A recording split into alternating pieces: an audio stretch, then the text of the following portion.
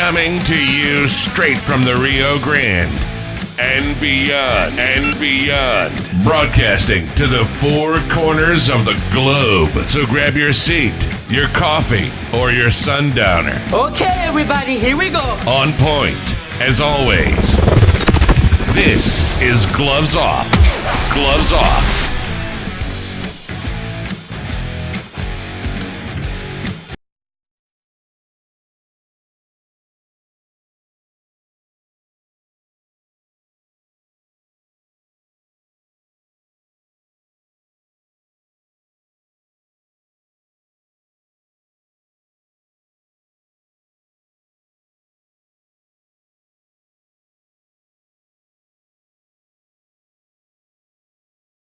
We're back at you in Gloves Off, and today I got a great guest, and his grandfather's a dear friend of mine, is Ismael Lozano, who is a candidate for the Webb County Tax Assessor.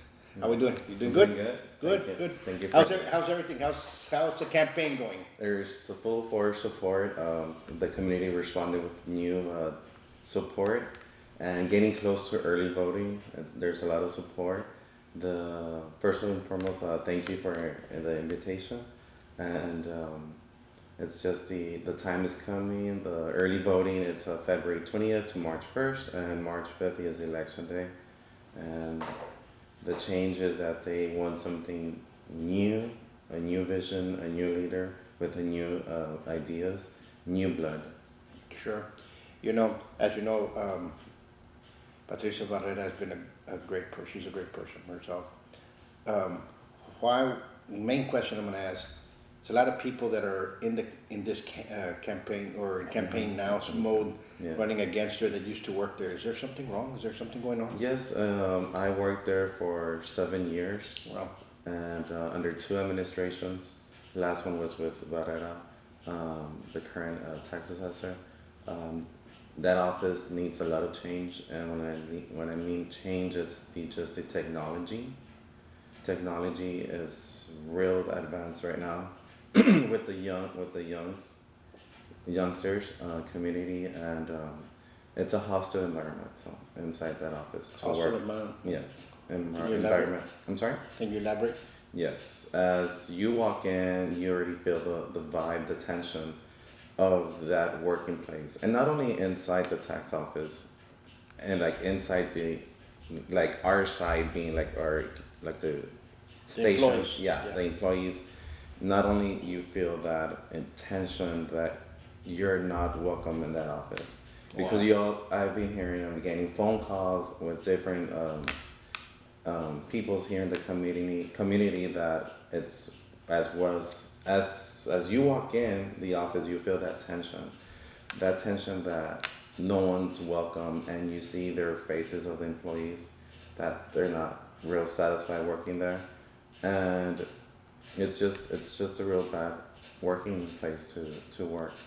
And I worked there. I was a supervisor for the passports, and in that time of the being in the tax office, I also worked with the other different departments within the tax office, which is the motor vehicle department and property taxes as well.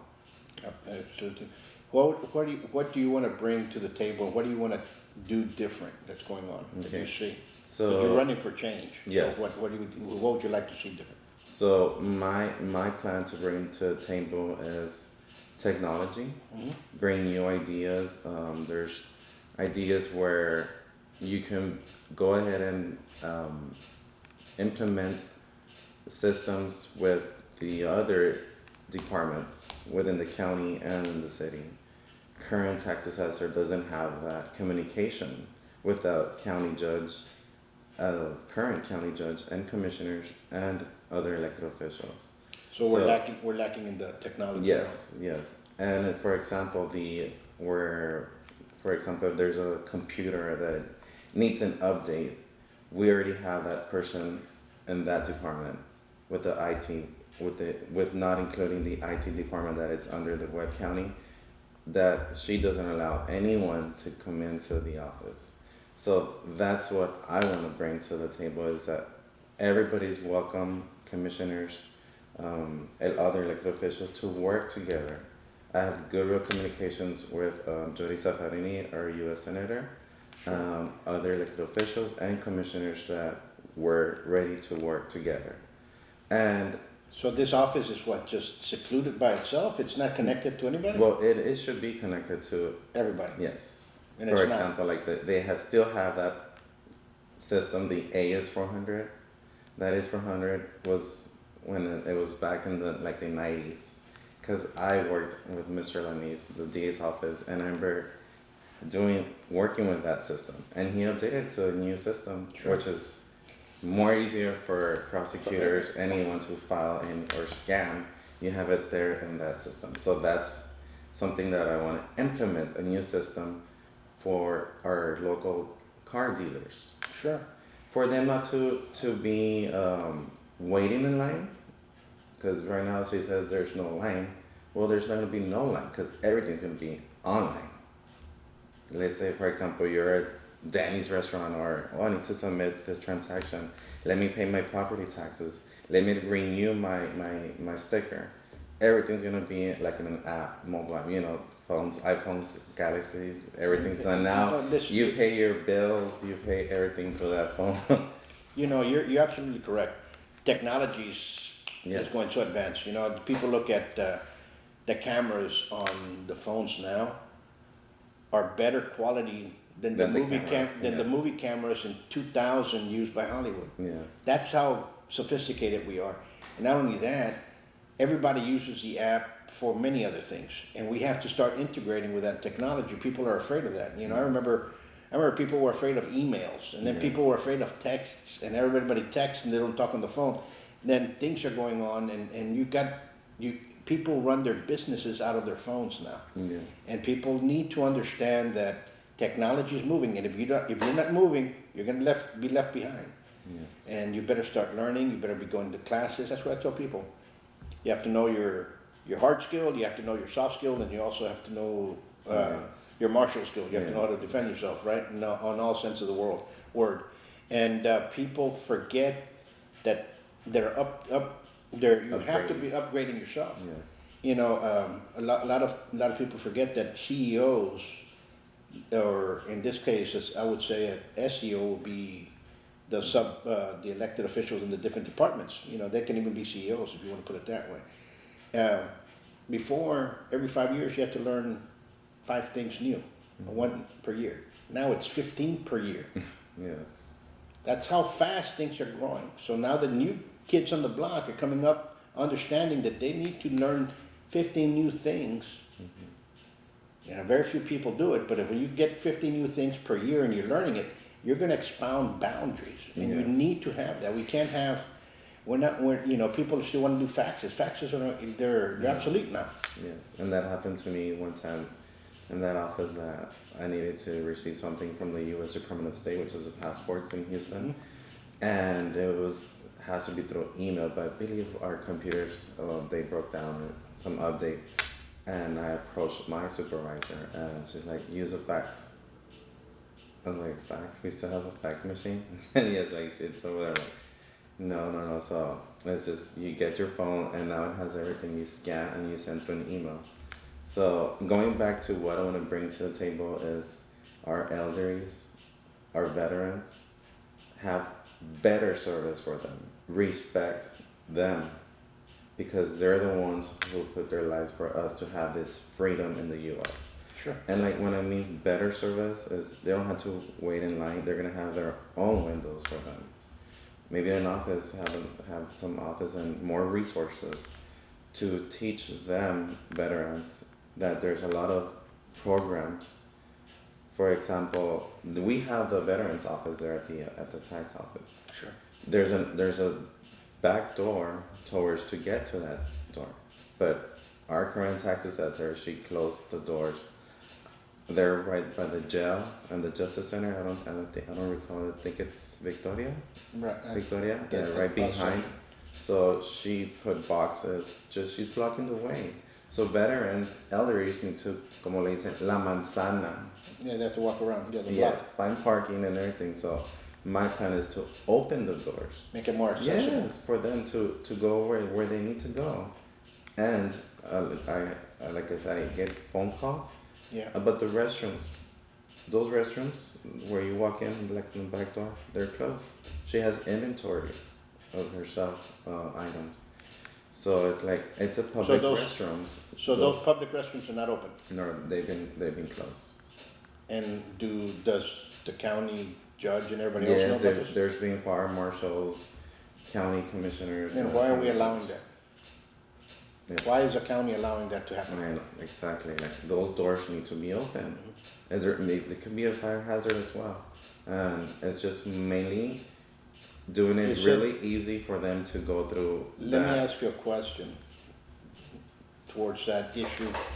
Is this her own doing or is it somebody else in the management? It's her own doing because, and it's just, when I was there, I saw the marshals so many times letting her know that that door needs to be opened. Do not have any items blocking it. Because now you know that there's a fire and we're all gonna be like stuck, and if you go right now to the tax office, it's closed.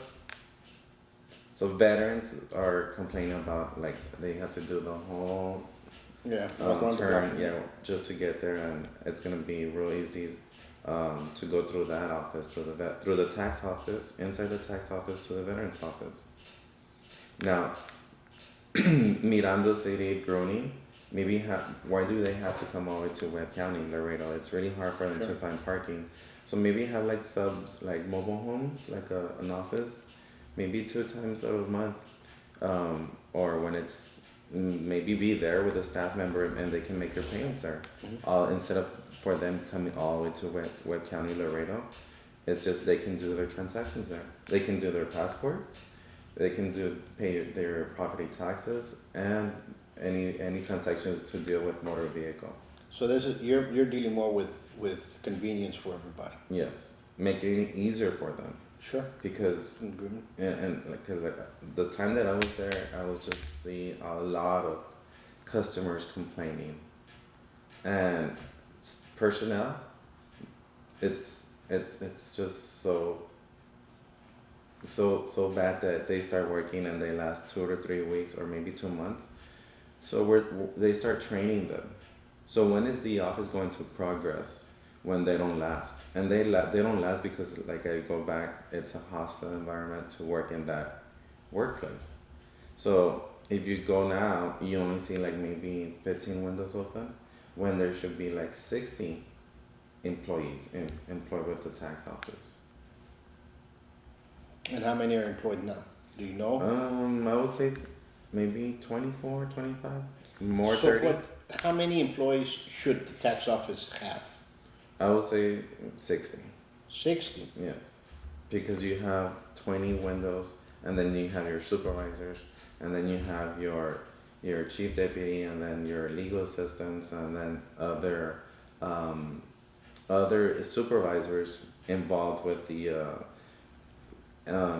inventory of the office, like purchasing. So it's a big auditors. department. It's a Yeah, big office. It is a Yeah, big yeah, office. So Yeah. it's a big office. Yes, and work together as an office, as a team. I mean, Sure. yes. Of course, it's one office. Everybody should be working towards. But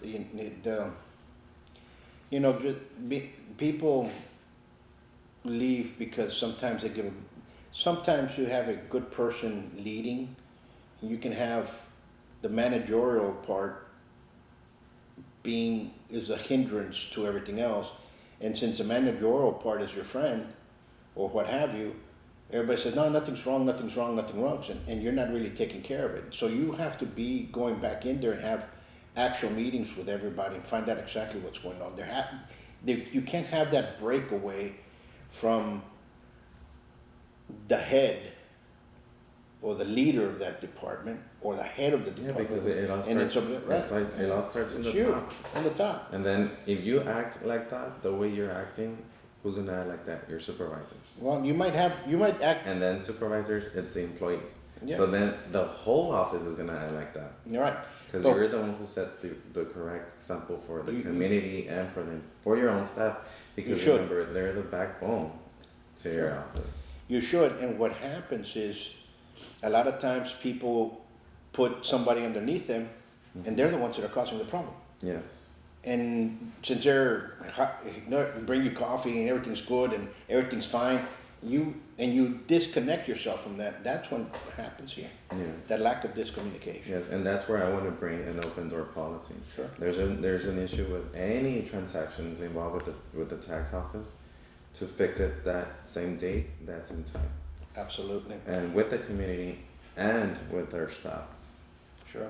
And when's early vote? Early voting starts next week, Tuesday, which is February 20th. Wow, it's around the To corner. It's March already here. 1st. Yes, It's already here. yes, it's already here. It's and here. Election day, it's March 5th. Going back to, there's so many ideas I want to bring, but it's just the operational hours. Sure. Maybe come in at 7:30 and then you leave at 4:30, and maybe another group come in at 8:30 and leave at 5:30. Even open on weekends. Weekends, like I mean, is Saturday But mornings. Is Friday open? Friday's open.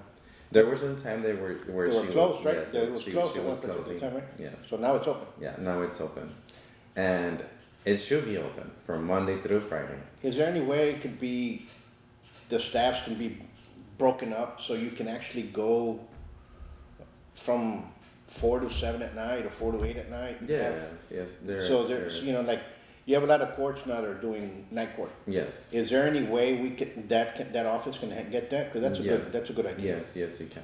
Yes. I'll support that. And like I say, I was employed there for 7 years, and So you know the ins and outs of what's going on. I'm sorry. You know the ins and outs of what's going on. Oh yes, I do. And so many incidents in that office that has happened.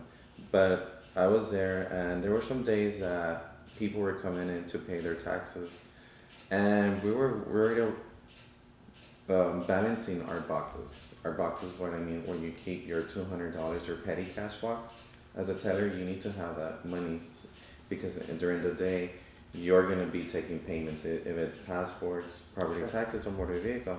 So we were already balancing at the end of the day. And all of a sudden, you have your supervisors or even her screaming on the halls that no one's going to leave, that we're going to leave late. So that's a short notice to us. Like, we have other stuff to do outside. Maybe pick up your children from school. You have basketball practice or some tournament, or you know, like, you need to go home, make dinner or something. So it could be done staying late, but I'm gonna give them the notice, like, not that same day. Like, Could you Very have good. shifts? yes. You have a shift, for example, 7:30 to 4 or 3. 7:30 whatever. to 4:30, and then maybe And then have a- 8:30 to 5:30, and then Saturdays we can also open. Or even a 12 to 8.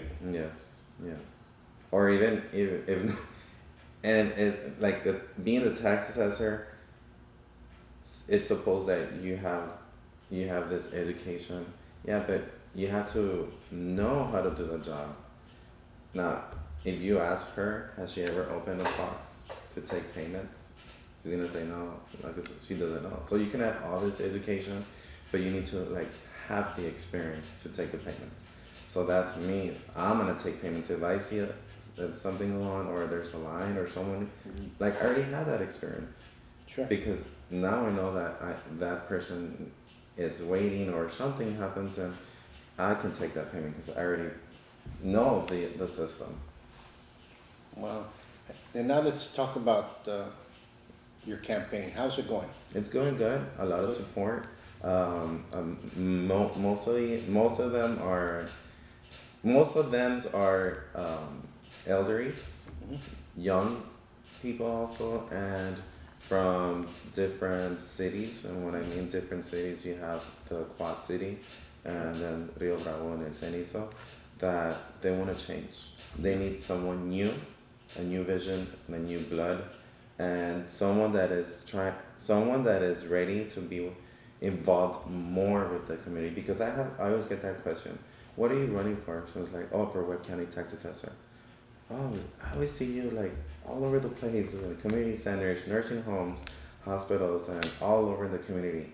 And they tell me what we want is that office to be more involved in the community. And another plan of mine is there's some funds inside that office that we don't know where they go. We approached her well, I approached her and asked her, which is some funds that that office have, and there's been some investigations under that also, and what I mean that funds, I want to implement some scholarships for the students. Can it be done Yes, it can. legally? Yeah, it could be done, or even, So, or even are those funds coming from where? those funds are like from the taxes, the dealers, they pay their monthly. So taxes. they're just going to a separate Well, thing, and what's happening there? I don't know. Wow. So if it could be done, and if we can use that money for scholarships, that's one idea. That's one of my ideas, plans to bring to the table as well for students who are planning to go to college, or not just students or just scholarships. Maybe for veterans or nursing home community centers that they need some donations. Oh, we need a sidewalk to be like fixed, or maybe have that money for them, or veterans, or elderly students. But can that money be used for that? Doesn't that money belong to the county? It Or just, how did it appear there? If Well- you're collecting that money, I mean, where's, if you where's that money supposed like to I be? said, being employed there and seeing that you could buy pizza or tacos for the staff, so I'm pretty sure you can use it for other staff, for other stuffs. Wow. Yeah, so we just need to, And how much we money just is need to the usually there? resource. I will say a lot, yes. And we just need, before anything, of course, we're gonna research if that monies can be used for those projects. I thought the county treasurer would be wanting to find out where that's going. Oh, yes. Yes, there was an incident as Sad. well, right before when I was there, where $1,200 were missing. So they have cameras, I would say maybe like 20 cameras inside the booking department, where they collect and count the money at the end of the day. And what a coincidence that where the money was that was missing, the camera was not working. So it's not only that issue, there's been other issues against her. So we need to bring that corruption to an end. You know, it saddens me, but Yes. And I say this because a lot of constituents here in the community, sometimes they don't know what's going really on inside the office. Yeah, you see her, no, it's good, her service is good, like no lines. Yeah, but you don't know who's behind the scenes and getting those, like, come on, like all that stress. It's us. It's us, the ones that we have to put up with that type of stress and depression as well. Because again, there's too much discrimination and retaliation in that office. and that shouldn't be in any office, period. No, you should have that great Period. attitude in the morning to wake up and go to work. Sure. And now I see where you're Because coming you're from. the first ones, we're the first ones as the employees, staff, and elected official, that the customer's gonna come in and pay anything that they have to do in the tax office. They're the first ones that they're gonna see our expression. Now you're gonna be like, well, depressed, like, I wanna be here. So what are they gonna think about the whole office? Yeah. Well, sorry to hear that's going on. And early votes next week. Yes, next week, February 20th. If somebody wants to help you, how can they get a hold of you?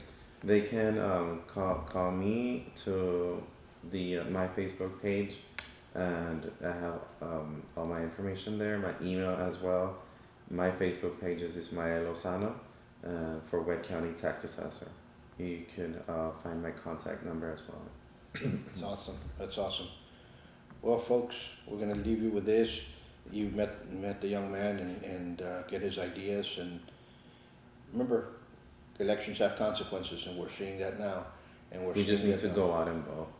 I'm sorry to interrupt. It's No just problem. we need a change. We need a change. Yes, my solution. I'm the solution to this whole thing that's going on in the office, and we just need to go out and vote, early voting, to end this corruption. What's going on in the tax office? and remove all the policies that benefit herself. These policies need to benefit the community, follow the book from the state of Austin towards any transactions need to be done in the tax office. And when I mean like any policies that we need to follow from the state, it's more with the motor vehicle. Motor vehicle is, we call it so many times, it's like, well, it's because that's her policy. Well, that policy is going to be removed and just follow the rules, the state laws that needs to be followed. So once again, my name is Ismael Lozano and I'm running for Webb County Tax Assessor.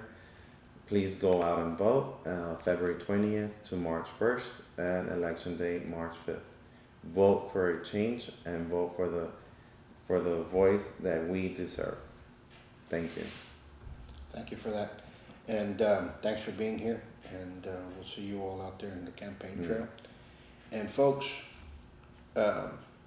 research your candidates. Research, call them up, talk to them. Because it's very important. Okay. And we'll leave you with this. Let me give you the contact number. Okay, here's his contact number. My campaign number is 956-539-9247. Ismael Lozano. That's my campaign phone number. Thank you. And give them a call, ask them questions directly, talk to Yes. them, and talk to any of the candidates. Pick up the phone and call them and say, hey, you know what? Yes. What are you going to change? We heard this, are you going to change that?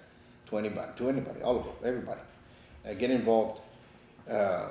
We'll leave you with this. Stay at peace, stay safe, and God bless you guys. Until next time. Thank you. Thank you.